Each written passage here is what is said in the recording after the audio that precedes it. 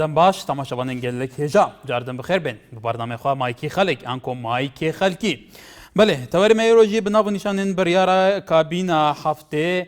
بو هفگرتن وزارت دارایی و آبوری و وزارت نفخای حکومت هرما کردستان کو ایرو یکم جوینا خوا کابینا هفته حکومت هرما کردستان لاوای جوات وزیران لهولیل داغز و د چارچو و جوینه دا هند بریار هاتن دان پشتی جوینه جد کنگره که روزنامه وانی دا عماد احمد جگیره سروک حکومت هرما کردستان راگان کو بریار هات یدان دمی 45 روزاندا هر دو وزارت دارایی و نفخا هف بگیرن کو بگم لدسپیکا هف گرتنا حکومت هیانها ابدو اداره دا حکومت دا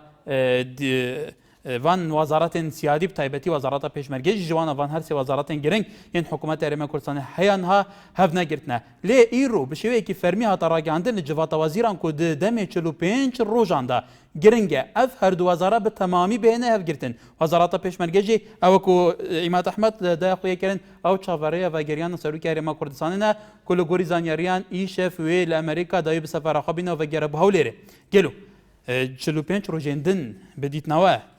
اف بريارة مطلقي ده تجي بجي كرن اف وزارة بتمامي ده هنا ده هفجرن بله برياري كابينة حوتان بو يك خستني وزارة كان إدارة ناوخو لا 45 روز دا بريز أنا ناو نشاني تواري أمروي برنامج مايك خالتي كلا چارچوي يكم كوبونوي كابينة حوتان حكومة هرمي كردستان بريار لسر ودا ك 45 روز دي که هر دو وزارت گرنگي هرمي كردستان كتا سيكتريانا گرتو تو وكو دارائي و ناوخو يك بگرنوا او چاوري گرانوي مسعود بارزاني بو وزارت پیشمرگش يك بكريتوا بله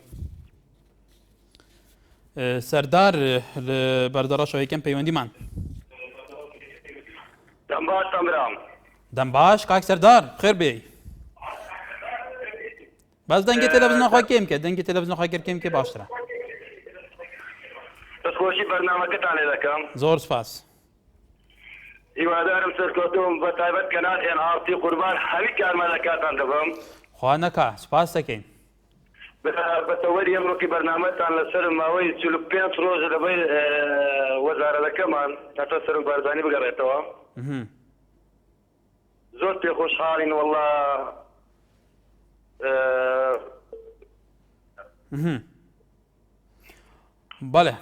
بله كاك سردار سپاس نزار لا تبزاوا ام كاتب اسبارس هم كاتيكت دەستخۆشی بەرنامەکە لێ دەکەم سەبارەت بە تەوەری بەرنامەکەش حکوومەتی هەرێم کابینەی حەوت بەڕاستی دەستپێشخەرێکی باشە یعنی دەستپێکێکی باشە ئینشاڵڵا هەموو کارەکانیان ئەوها دەبێت بەس بڕوا ناکەم بەس یعنی شتێکە قسەیەکە دەکرێت و ئەگەر یەک ناکرێتەوە بەڵام ئەم قسە بۆ ڕایگشتی بەڵاو کردوتەوە بە شێوەیەکی فەرمی لە ژنەش پێکهێنراوە بۆەوە تۆ جێبەجێ نەکە ڕایگشتی لە بەرامبەر ئەم دەخوانی ئەم لێدوانە چێ بێ زۆر قسەی وایە لەسەرێ وایە بەس لە بنەوە یەک ناگرێتەوە قسەی کراوە بەڵام تهدیدی کات نەکراوە ئەمە تهدیدی کات کراوە بەڵێ والله ئینشاڵڵا وابێ بەس من هیچ بەڕاستی شتێکی وا نابێت بەڕای من بەڵێ ئاڵێخان لە شاری سلێمانی بابزانی لەسەر ئەم تەوەرە چیاڵێ باش کاگەکان باشتر بۆ تۆ سپاس دەستخۆشی تەوەرەکە و لێەکەم من دەستخۆشیەکی زۆر لە کابینەی حەوتەکەم بۆ ئەو بڕیارە باش و گرنگەی کە دەری کردووە و هیواداریشم سەرکەوتوو بێت چونکە هەر ئەمەلێکیشم هەیە کە سەرکەوتوو بێت چونکە باوەڕیش ناکەم ئەم کابینەی حەوتە وەکو کابینەکانی پێشووتر وا بێت و هیوادارم هەر سەرکەوتوو بێت و نەک بڕیاری لەو شێوەیە زۆر بڕیاری گرنگتر و جدیتر بات بۆ خەڵکی هەرێمی کوردستان هیوادارم ئاوڕێکی جدیش لە خەڵکی هەرێمی کوردستان بنەوە بە ئەم کابینێش وەکو کابینەکانی پێشووتر نەبێت وەکو پێشووتریش ئاماژەم پێکرد گرنگێکی تەواو بە هەموو لایەنەکانی ژیان بدرێت لەلایەن خزمەتگوزاری و لە زۆر بوارێکی تەیە دووبارە سەرکەوتن بۆ هەموو لایەک دووبارە سەرکەوتنیش بۆ کابینەی حەوتی هەرێمی کوردستانێت ئارام دایکی محەممەد هەولێرەوە بەڵێ چۆنی باشی من باشم سپاس دەکەم فەرموو خۆرای باڕێ سپاس فەرموو بەڵێ وەڵاهی دەمەوێت پرسیارێک پێ بکەم بەڵێ هەتا ئێستاکە کەستان لەسەر کەماندامان قسەی ناکەن لەسەرەوەش قسەیەکە بەڵێ هەموو فەقیرن هەم پەکەڕکە ناتخوا دوو مانجارێک 150,000 چی پێ نایەت بەڵێ بەڵێ وادارم دەنگمان کاتە بەرپرسان بەڵێ دایکی محەممەد ئەو بابەتی تۆتی لە تەوەرەکانی داهاتۆ یەکێک لە تەوەرەکان تایبەتەکەن بەسەر کەم ئەندەمان بێگومان ئەوانیش توێژێکی گرنگن و پێویستە خزمەتیوانیش بکرێ بابزانی ڕەوشیاوانیش چۆنە سوپاس بۆ پێی دەکەن نزار لە سۆران بەڵێکای نزار مرحبا سەرچاوم قوربان دەستان خۆش میتن هیوادارم کەناڵێ نافتی هەمیشە لە خزمەتی دوو زایەک لە دوایەکەکانی ملەتی کووردا بێتن هیوادارم هەروە بەردەوام لە خەباتکردن لە پێناوی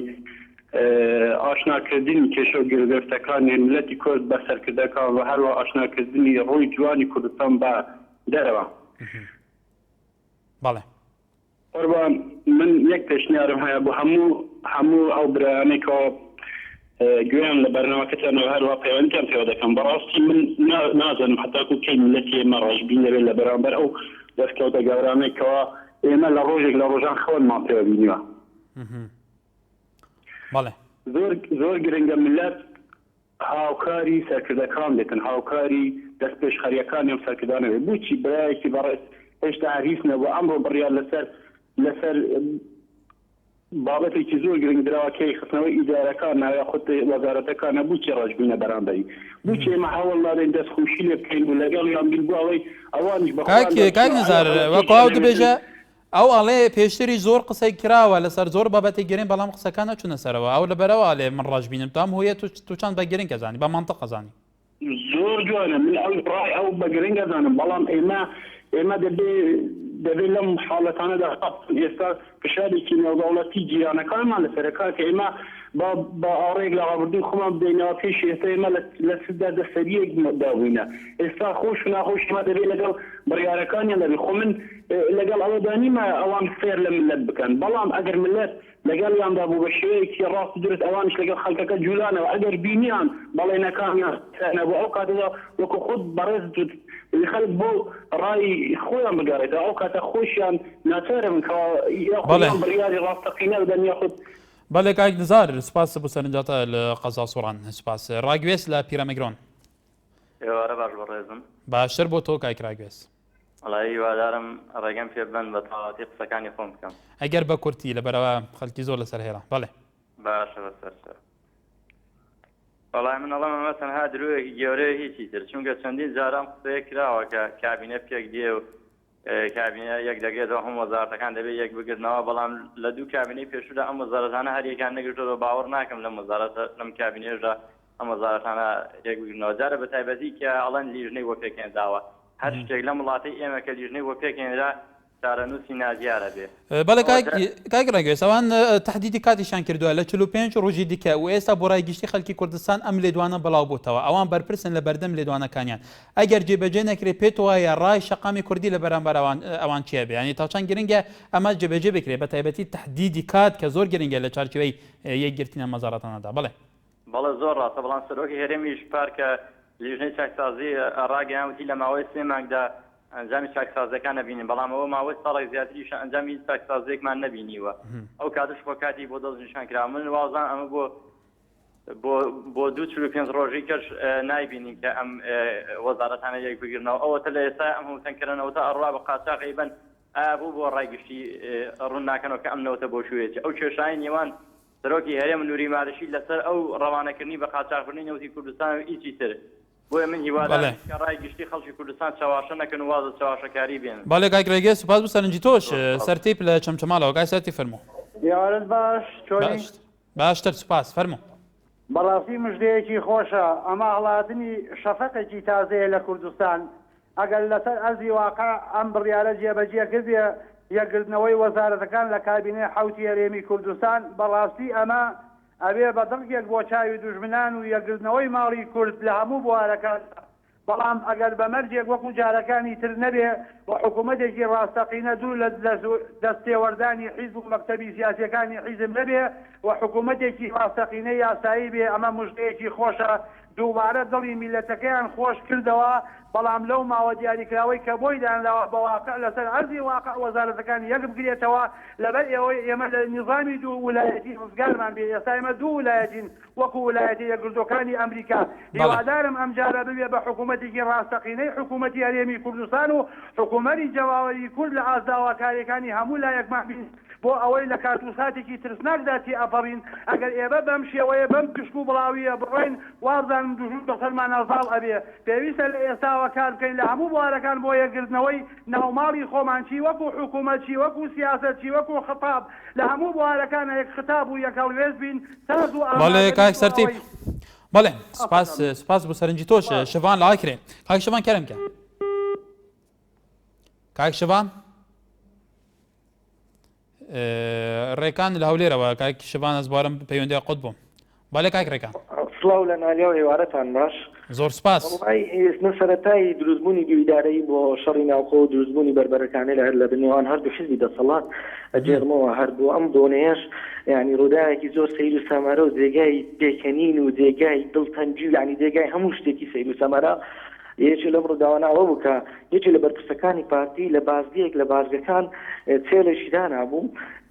کۆستەر کە تێپەڕی نەفەرەکانی هێنایوتەوە چێ لایەن مانگایە کابراگە بیگوت بە مانگایە و لێدە و ئەوە خەرکی سلێمانیە و سەر بە ئیدارەی فەوزە یعنی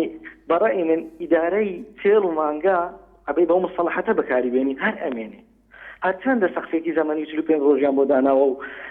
من بەڕای منەوە شیەفێکە لە مستەحیلاتەکان هەرچەندە سەرۆکی حکوومەتی ژووتی ئێمە ئەمانەوەی لەم کابینە چەند شتێکی مستەحیل ئەنجام بدەین بەس بەڕای من ئەمە لە مستەحیلاتەکان و سەقفی زەمانیشی بۆ داغەوە بە زۆر پێت وایە کاک ڕێکان هێشتا کات ماوە لەبەرەوە ئەمە ڕۆ یەکەم کۆبوونەوەم بۆ و کاتی زۆریشان لە بەردەم دوام ڕۆژە بزان بە شەیەکی فەرمی دەست بەکار بوون پێت وایە ئەو کاتە هێشتا ماوە تو بڕیار لەسەرەوە بدەیت جێبەجێ بکەنیانە لەبەرەوە کاتێکی زۆریان لە بەردەم ئێمە تجربەی زۆرمان لەسەر سەرکردانە هەیە و لەسەر قسە باقوبری خەدارەکانیان هەیە بەڵام کردارەکانیان بەڕاستی ئەگەر قسە و کرداریان یەک وایە ئێمەش ئەو نەڕەژبی نابووین بەڕاستی بەس بەدڵنیایی و من ئەڵێم ئیدارەی چێڵ و مانگە هەر ئەمێنی زۆر سپاس بەڵێ سپاس ئالان لە شاری سلێمانی کاکی ئالان فەرموو کاتت باش هەموو کاتێکت والله من یە قسەم هەیە لەسەر ئەو کابینەی بەڕاستی کابینەی حکوومەتی هەرێمی کوردستان ڕاستە دەگەێنێت بەڵام شتێکی ئاگەزاییە هەنێشتی مەسیری هەیە کە بۆ گشتیە و میلەت چاوەڕێگا وەکو بوجە یعنی هەتا ئێستا بوجەوە نیوەی ساڵە هیچ سێژی لەسەر نەکرا یان سلفەی زەواجەوە هەموو گەنجە چاوەڕێیەتی بەخۆیشمەوە هەر چاوەڕێی قەرز قۆڵی دنیامان کردووە لەسەری قەل بڕیارێ نادا بڵێ کاکە ئەوە سلفەی پاش کرایە یان ئەوە سلفەی عقار کرایە یا ئەوە بیمەی بێکاری کرایە یان هێشتەیە مەسیریە بەڵام حکوومەت ئێمە بەس بیر لەوە کاتە چەند وەزارەت بەشی کردی وای لێ بکەیت و ئەمەی بکەیتەوە کە بابە هەندێک شتێ پەیوەندی بەخەڵکەوەیە دەبیکەن و کۆتایی ببێن بودجێ چێگە پارە نییە و دامچنەوە بۆ ماڵەوە ئەگەر هێشە دەبیێنەوە خەڵکە فەقیر و فقەرایە و زۆر سپاس سەرم لە کات سپاس بۆ سەرنجی تۆش سەلام لە هەولێرەوە کاک سەلام فەرموو کاک سەلام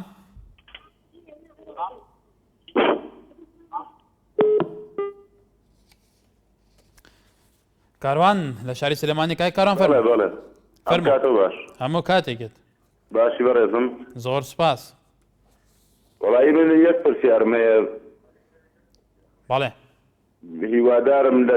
یەک بەرنامە بە تایبەتی بەس لەسەر مەعاشی شەهیدانەی خانەنشین لە وەزارەتی پێشمەرگە دانی بڕوا بکە یعنی بەس مەعاش نییەوە ئەدرێت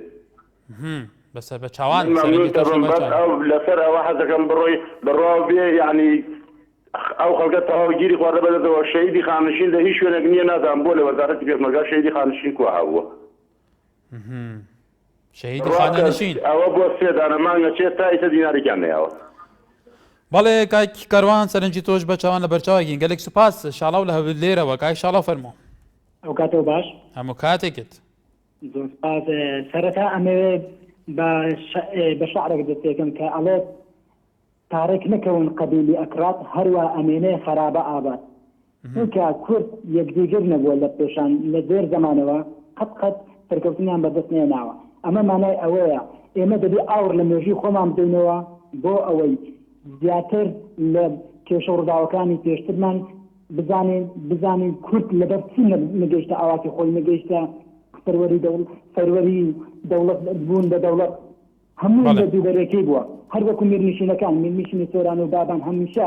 لە ڕکابەریدا بوونە بەهۆی ئێساس سەفەیەکان و عوسمانیەکان ئەمە لە ڕاستیدا ئێمە جورۆدە بین بەدەست ئیداریەوە هیوادارم ئەم بڕیارەی حکوومەتی تازە ببێتە هۆی یەکخستنەوەی هەردوو ئیدارە یەکخستنەوەی ماڵی کورد چونکە بە یەک دەست نەبێت بە هیچ شێوەیەک ئێمە سەرکەوتوو نابین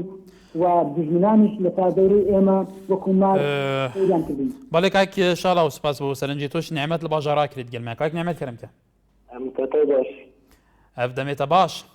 کەرەمکە کەرەتە پیرۆزبایی لە کابینە هەفتەی دەکەم و کابینە جیوان بارزانی وەکو سەرێکی بێ کابینە بەس ئەس دڵنیام کو ئەف کابینە لە کابینە پێش چێتر بکەن و پیرۆزبایی دەکەم و ئەس هەفتەم دەمێ چردن لە کێمتری زێ وەزارەتی ناوخۆی داراییەک بگرن بسەردەم کارن حکوومەتێکا باشتکەن بەس من پێشنیارە کردی بەڵێ بس کارمەندەوە استودیو تەلەفۆنە ڕۆنەکەنەوە 20 جاران لێ دەنگی دەست نادێنێ یعنی تەلەفۆنەتە تێتەوە نەڕەکەن تێتی ڕۆناکەن بەڵێ بەڵێ کاک نیعمەت تاکید دێ سەرنجە تەلبەت فەرەگیری دێ دیوچنەوی vv پرسێکێن چونکە ئەوە بەرنامەوەیە و تەلەفۆنیت خزمەتەوە دانا بێگومان هەمی دەبەرێن کوردستانێ نابیتەوە ئەمێ دیوچنەوی بابەتەکەن گەلێ سپاس بۆ پەیوەندیەتە ئاشنا لە هەولێرەوە بەڵێ من وەکو ئەندامێکی پارتی دموکراتی کوردستان بەڕاستی هەمون وعدەی بەڵێ من وەکو ئەندامێکی پارتی کوردستان بەڕاستی هەم بەڵێنێ ئەو کابینێ بەڕاستی باشەکی وە نازم لە بۆەوەە هەر باڵێن دەدەن و جێبەجێ ناکەن بەڕاستی من بە چاوپەرستنی ئەندامەکانی خۆشیان دەزانم سکاوانە 6 کابینە پێت لەکرێ بکەیت بەچوبێ درۆزی چۆن دەتوانانی بکەیت خۆڵا یاریێکی بۆبیێن نێدرێەوە نۆت بە دەتوان بیزۆر بکەم باباما دەستۆڵاتە دەبی بە بەماوەی چەند کاتژمێرێک خۆی شەکەتاوە نابی گەر تۆ حکوومەتی دەتوانین بە عەزم کابینە نەک دوو کابینەوان دوو وەزارەتێکەوە دەتوانین دوو ڕاکسەوە گەورە دروست بکەیت بەڵام بەڵێ کاک ئاشنا لە هەولێرەوە دەنگی تو باش نهات و پەیوەندێکێشت هەرچۆن سەرنجی تۆ گەیشت سپاس هاورێ لە شاری سلێمانی کاک هاورێ فەرموو ئەم کاتتان باش هەموو کاتێکت وەڵای ئەوەی من تێبینیم کردبێ لەگەڵ ڕێزما قومارچی کاتێکە قومارەکە هەر ئەیدۆڕێنێت و ئەڵێ با ئەم جارەبی بەمەوە با جارێکتربی بەمەوە بەردەوامە بێت تا خۆی و ماڵم ناڵ هەموو کەسێکی لەناوە بەڵام ئەمانەش ئەڵێ قسە بۆ قومارچیەکەن ئەڵێ بۆ قومارچیەکە قومارچی ئەخڵەتێت خەڵک ناخڵەتێت ڕۆژەیەکە گرین و ڕۆژێ وای لەکەین و ڕۆژێ بۆ جۆرەی لەکەین لەبەرەوەی ئەمە هیچ ئەمە لەکو هیچی وایەکمان نییە بەم حکومەتە ئەو کاک عیمادی کە ئێستا جێگری سەرۆکی حکومەتە هات 1000 وعدیدا بە ئێمە کە لە ئاوارەکانی کەراجی بەغاین و خانوانەمان کڕیوە کە خانوتانە دەین و عەزتانەوە دوو حکومەتی بەسەرات تێپەڕی ئەوەی ئەو تەواوبدانەیەکی تریش هات هێشتا هەر هیچی بۆ نەکردین لەبەرەوەی ئێمە قومارچیە نین کە ئەوان تێ لێمان تێگەیشتون وەروە من یەک خاڵ پێڵێم چەند ڕۆژێک لەمە و پێش پارتی دیموکراتی کوردستان لیوایەکی ناردۆ بۆ یەکێک لە لادەکانی هەڵەبجە لە یەکی ڕێز عەشرەتەکان کاغەزی سپی خستۆتە بەردەستی وتۆتی چل کەسم بۆ بنووسە بۆ ئەوەی کە بۆ خانەنشین کەم بە 1,300,000 و دوو مۆنیکایان پێداوە بە ڕێسی عەشرەتەکە ئەمە هەمووی لە بچەی ئەو هەموو خەڵکە فەقیر و هەژارە خەڵکی تریش ئەوەی کە پارەیان لێ وەرەگرێ وا هەستەکە و خەڵکە جێلە و هیچ نەزانە لە بری پارەکەی خۆی دیفاعیان لێکات تکایە تر بابەز بێ پارە خواردنی خەڵک بەڵێ کاک هاورێ سپاس بۆ سەرنجی تۆش جوامێر لە شاری سلێمانی کاک جوامێر فەرموو ئەم کاتتان باش هەموو کاتێکت زۆر سپاس مەمنونم دەستخۆشییان لێکم لە سەبارەت بە بەرنامەکەتان سەبارەت بۆ بڕیاری سەرۆکی حکوومەت ئێمە دەستخۆشیێکی زۆری لێ دەکەین بەڵام قەناعەتم نییە هەرجی وەختێ وەرزەکانی ساڵ ئەکسەوە بوون ئەو وەختە ئەو بڕیارە جێبەجێ بێت چونکە لەبەرەوەی زۆر ئەندامانی یەکێتی هەیە یعنی شەڕی ناوخۆش کارێکی نەکردووە کە ئەو چاوپۆشی لێ بکرێت دێگەی سەبارەت بە وەشکرد ئەندامانی پارتیش هەیە یعنی بە خوێنی یەکتری تینون ئیتر یەکگرتنەوەی چیەکەن ئەمان تێژمەگەڵ ئەوانی وەزارەتی ناوخۆ کۆبەڵشتی لە ڕادە بەدەر بەڵێ کاک جوامێر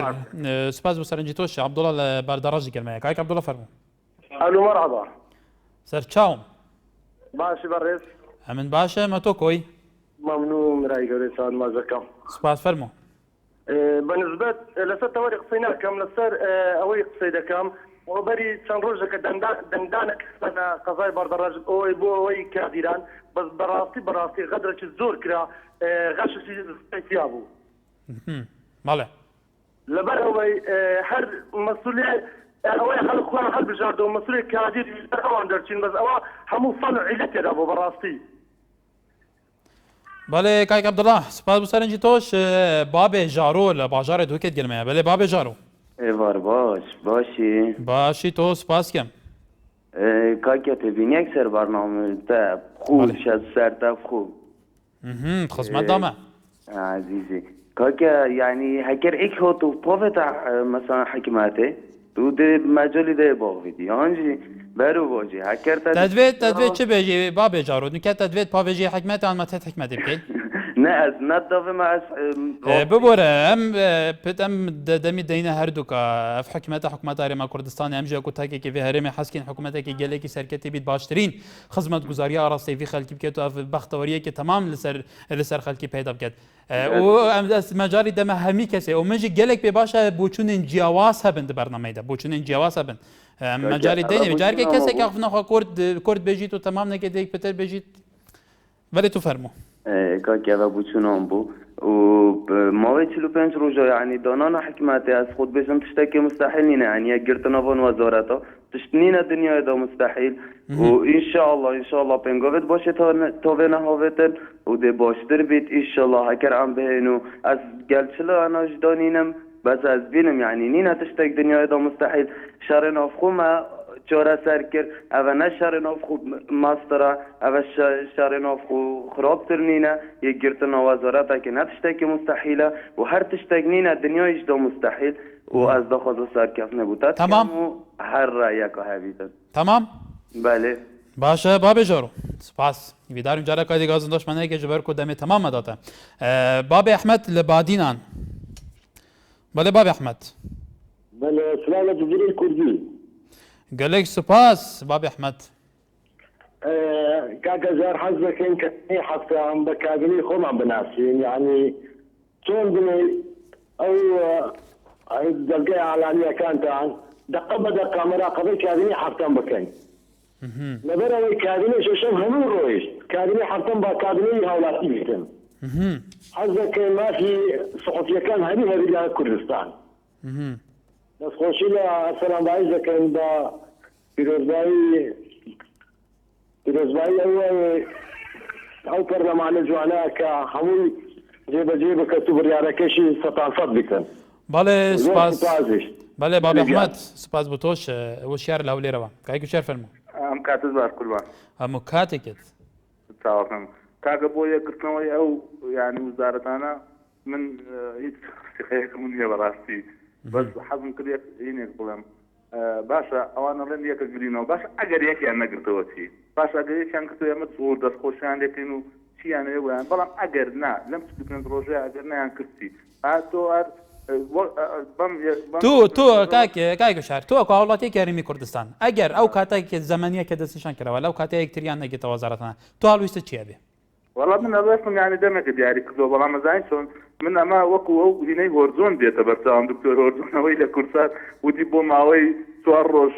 هن سرطان ساكم بتوتي عقد ساكنه كي نازم قول تبرينو انا حتى دي خلقش امزاره او بكا يعني تزايد دانا قد اوت اللي تنفوش قد كردي انا والله حقيتي ممكن هاويتي لقال انا بس اقرنا انكر حقيتي يعني خلقش هاويتي هبه براستي ولا ما قد كردش حقي دس خوش بالي كايكو شهر الاولي روا سپاس سوران لشاری سلیمانی کای سوران فرمو ام کاته باش برسم ام کاتکت دست خوشی برنامه کلیه برس زور سپاس والله من وكو خوم بأميدم لها مشتاق والله كاغوش يعني براسي اما باوقع انا خصبكين اما انا ونيان وعداوه او نيان وعدا خلاف ونقل خوش انا ودي قد بكاكا اوان لا برلا لا بشار نيجي وزا بشاروانا كان ابو سركتي وحزناكم نايبين مودي اگر اما كهرباء من چاق نكر بسقله درمان كان اما انا لن نسلوبين شوا بابا تقول انا وياك ونازاني قمر ابراهيم خليل قول شي اتي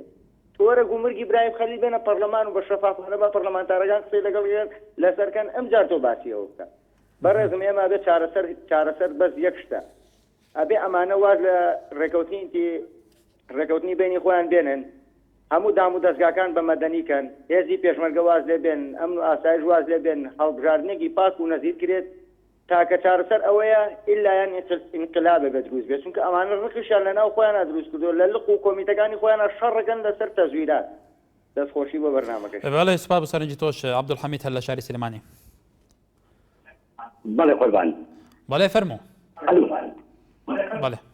كاكا جانشوري من قالك باشم قالك عبد الحميد فرمو كاكا دسخوشي وبرنامج اللي كم زور سباس دسخوشي يكب كان منداني امو NRC كم زور سباس بدنا ويا همانوا والله كاكا جان إما كما خوش حكومة روسيا بلام حكومتك يكسعني نقلنا عن حزبه مدني بمدني يعني أذانيتي يعني كابراك يك حكم راني كاكا ليشياو بيت حزباتي نبيت أجر هيك تعواني كل دصلات دار نبي باكي كار بيت وكو يبدأ يكسان بيت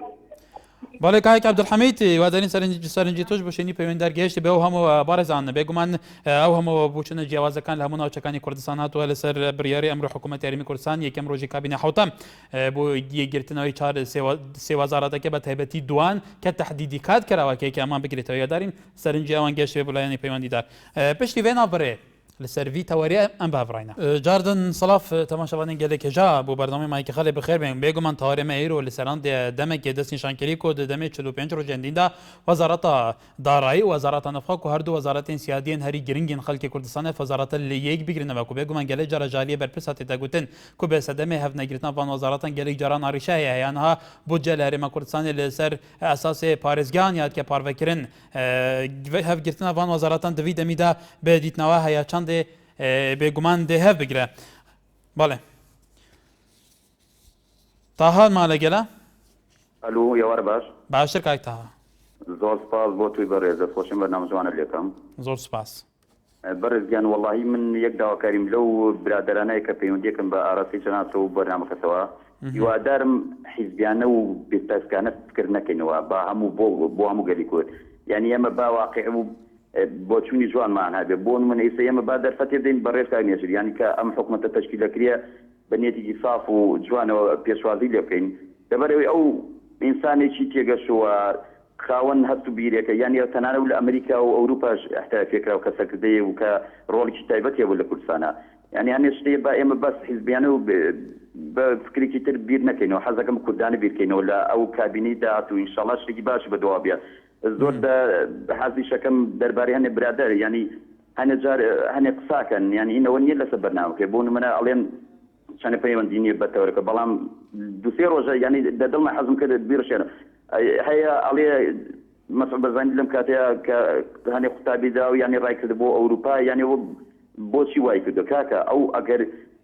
لبر مصلحتي كردنا بقوة أو شيء كان نقص لقب ماليشيا كاكا أو لسد دفاع للشرف وناموس جري كردك يعني هني حالكات هي مكيزناك بلين يعني هني كاس يعني من بون مزاج من الشرينا وخوي أجد تياسو بيزناك برابدو هذا مكاكا يعني أو من لو قناعتهم أجبيتهم مسؤول برزانين بيلم ولاته والله يكاس خاون شرف وناموس كونيا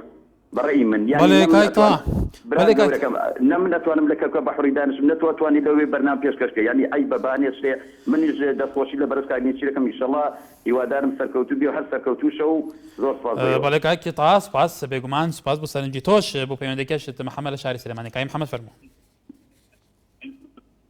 يا رب أشبرس باشتر بوتو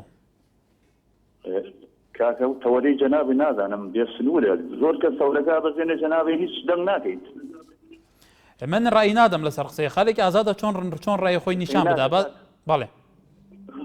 يقينا كابيني حوت كاكا خلق الأخوان رازين يكا أخوان دروسي كذو توبة تمام كابيني حوت خلق لي رازي بيت تما بو چای گرین تا بو خلق رازينيا يقينا تو عندك كاسة سنوية علاقة حزبي شيء بس كابيني وحكومته باشي البشار نكات واحد توري أو التورينية كتو قبول يا بله كاك محمد سپاس بو سرنجی توش بگومان حکومت یاریمی کردستان و کو دزگای جبهجی کردن که مو خدمت گزاریگی شکم با حالاتیان پیشکشکا امرو یکم کوبونه خوی کابینه حوتم انجام داواله چارچام کوبینه بریاری کی زور گرینگ در چوا و بریارش بو یگرتنوی دو وزارتی سیادی گرینگ ملاتا وزارتی نخو وزارتی دارایی او تحدیدی کاتش کراوه که بگومان اما پیشاته کی زور گرینگ پیوسته سرنجی خلکش لسر هبه سپاس بو تو ما مریشاله چمچمالو معمر ريشة الو ثاني حاجه زۆر سپاس کاگەگان ئەمەوێ هین کاتم دیتی لەبەرەوەی دەمێکە تەلفۆنتان بۆ کەم و جواب نادەن تقریبا 2 مانگ جاترە بی زۆر بەداخەوە ئەوە کەسێکی دیکەش ئەو پێشنیارەکەت ئێمە بە دوواداچنی وایکەم بە تەکید لەبەرەوە پێمان باشە هەمووتان پەیوەندی بکەن 2000 تەلفۆنم کردە ئێستا جوابتان نەداتەوە ئێستا جواب بدەنەوە خۆشحاڵین بەس هینم دەرێ مەجالم دەرێ با تەواوی گەڵم کردنەوە ئەکید تۆش مەجالت هەبێ بەڵام ئێستا کە قسە لەگەڵ تاکەم 3-4 کەسی دی لەسەر خەتە بەڵێ ئەڵێم ئەڵێم مەسعود بەرزانی تێر ناخۆی بە 170ەکەی کوردستان ئەتەوێ لەسەر حسابی کوردستانی تورکیا انتفاقی استراتیژیە و تا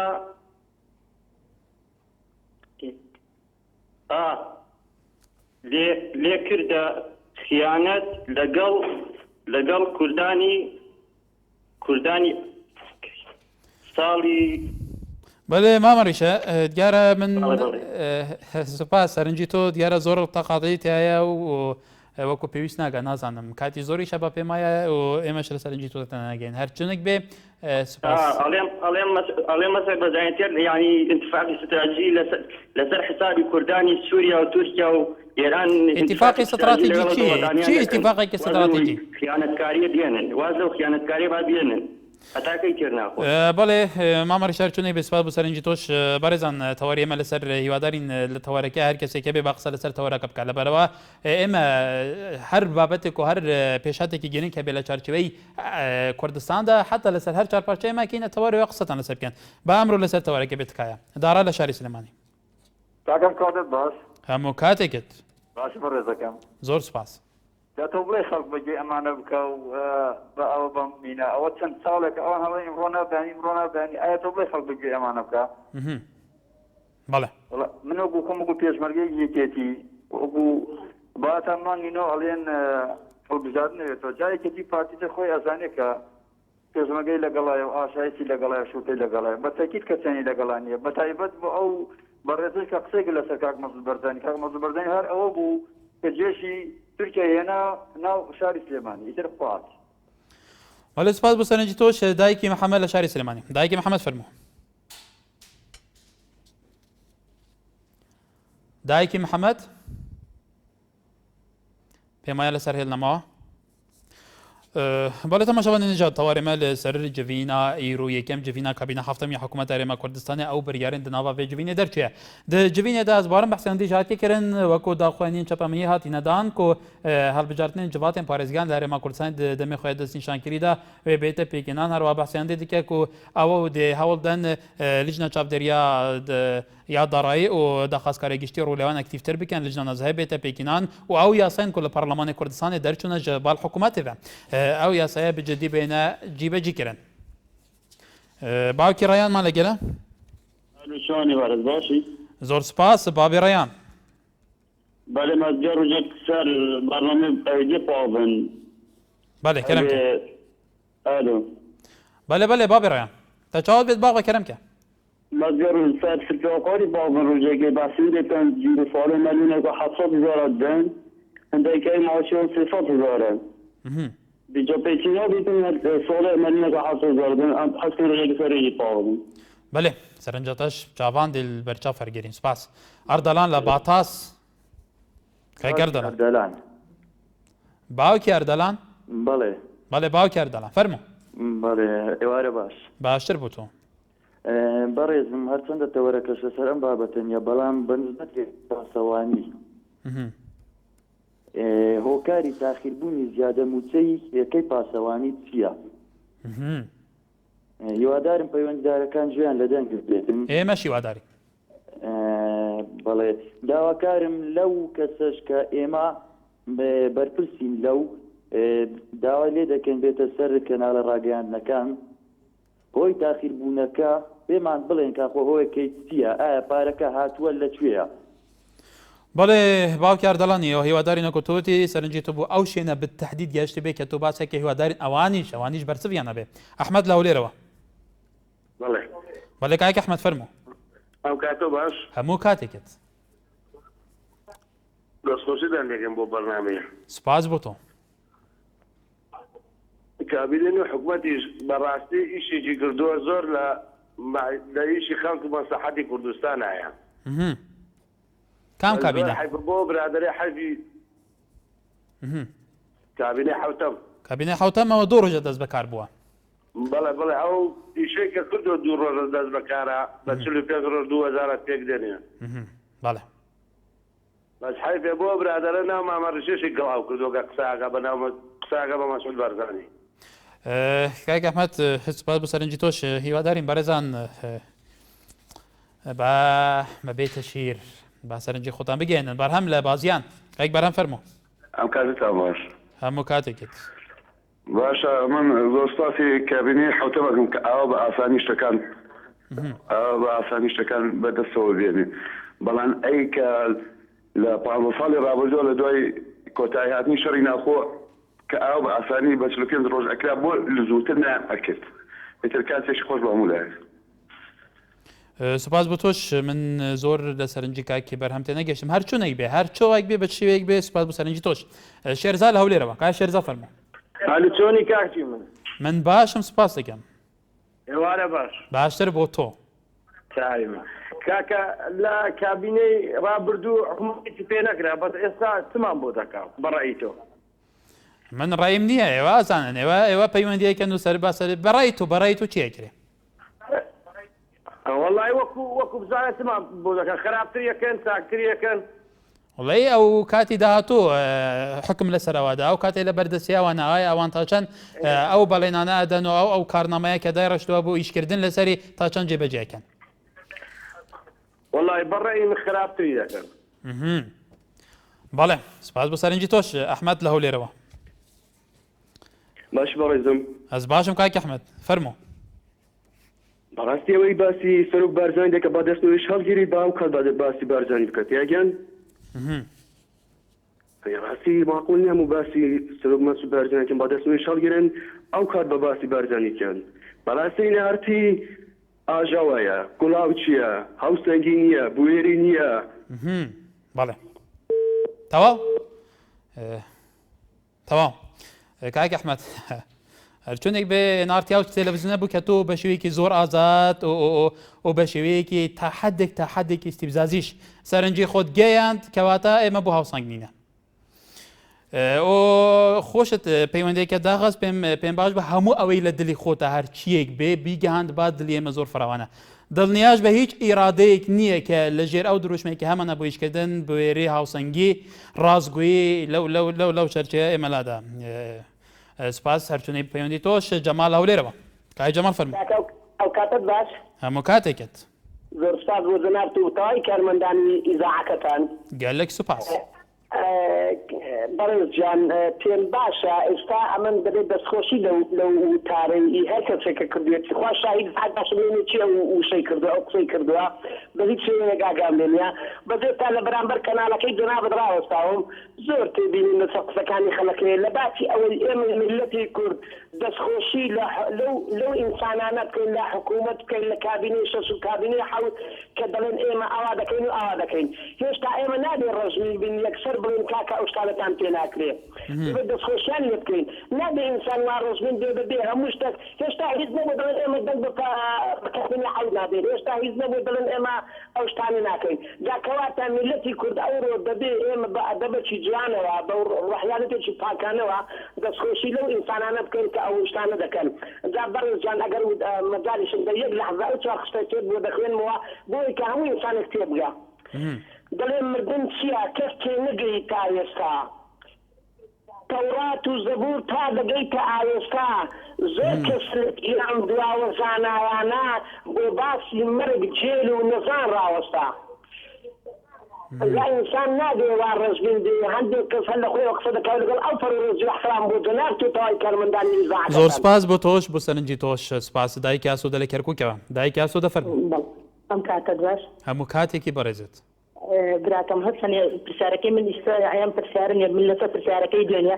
زۆر سپاس بەڕێز کاک مەسعود دەکەم لەبەر ئەوەی کەوا ئەو دژی مالیکی قسە ئەکا لەبەرەوەی عارەب هەتا توانیان غەل و غەشیان لە کورد کرد ئیشتاکێ هیواریتم ئەوەی کەوا بین کورد و عارەب بە یەکزاری تێکچێ زۆر سپاس بۆ کاک مەسعود بەس بەڕێز نامدەڵێت هیچ شتێکی بۆمان نەکردووە سپاس بۆ سەرنجی تۆش بەڵێ بەڵێ تەماشاوان نجا بەڕێزان ئەم بەرپرسین لە سەرنج هەر کەسێک هەر کەسێکی ئازادە سەرنجەخە چۆن نیشان بدە و ئەم داخوازیی بکەین سەرنج هەر کەسێک کە تێبینی جابیت بێ دۆرجە تەشیرێ دۆرجە ناوزەڕاندن سەرنجەخوا نیشان بدە بەڵێ کاروان لە دهۆکێت گەلمەیە کای کاران فەرموو مرحبا سەرچاوا صحتات أحوالك ئەس باشم کای کاروان کەرەمکە سپاس بابا نسبة جناب السروق قال لك هي رشد كنا جناب السروق لا صار حمام مصدر السروق اجى السروق نبي تأكيد ملتي كرجك نوبيت اجى هر چهار پارچه بردار دولتا نتوايا كردي اجى رمزو نوبي سروق بارداني سر نبت من بس نفوسها من او دولتا نتواي نبت الا بنوبي سروق بارزاني نوبي سروق بلند نتواي مسعود بارزاني وهر صاحب اشتلا دستو جاوید ماشی کم هر جهره بشک واس پیش مرگش نیرم از پارتی جنیرم از حوالتکی کردستانی ما چونکی هر انسان اگر زحمت و تعبود بربتن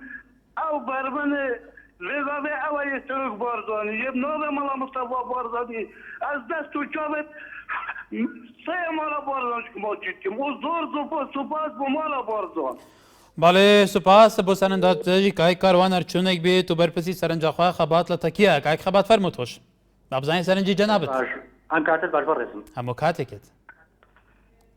بەڕێزم من پێم وایە یعنی پێویستە واز لە شخصی پەرستن بێنین جەنابی ئەمە و جەنابی ئەوە پێمە وا باشە هەمومان یەک هەبێت یەک بیرکردنەوەمان هەبێ لە بەرامبەر هەر کێشەیە کە دێتە پێشەوە بەڵام من دەمێ یەک شتان پێ بڵێم ئەمە ئالۆزکردنەوەی بارودۆخەکەی ئەم لێدوانەتوندانە لە بەرامبەر حکوومەتێکی بەهێزی وەک بە ڕێزمالێکی پێم وایە ئەوەندەی تر کێشەکان کوردستر دەکاتەوە ئەوان لەناو خۆی کوردستانە خەڵکیان چەوسانەوەتەوە چیان لە بەغا ئەوێ بەڕاستی باواز لە چەوسانەوەی خەڵک بێنن لە کوردستان لە بودجەیەکی زەبەلەحی وەکو بودجێ لە سەدا حەڤە